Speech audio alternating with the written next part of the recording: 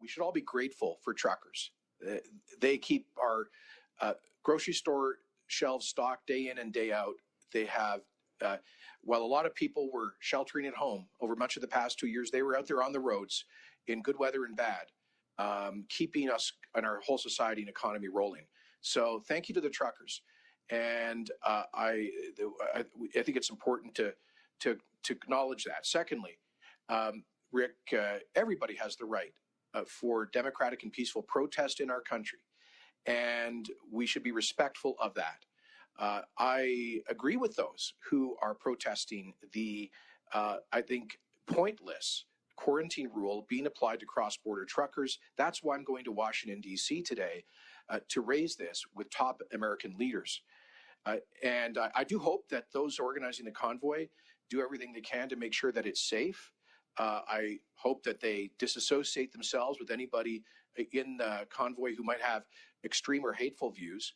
But I acknowledge that, in any big social movement, there are going to be some people with fringe views.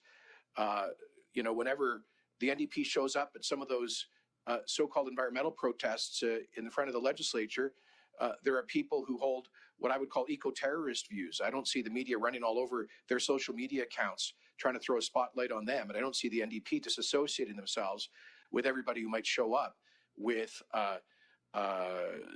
extreme views at a protest. Now, Rick, one thing that really concerns me is the divisive comments of Justin Trudeau, where he said, he characterized all of the thousands of people involved in this as, he said we should not tolerate them. And he said that they are holding unacceptable views that don't represent the views of Canadians.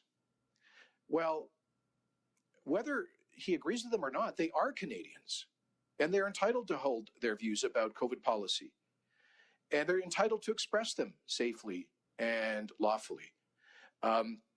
This is the same Prime Minister who famously said about Canadian citizens convicted of terrorism that, quotes, a Canadian is a Canadian is a Canadian.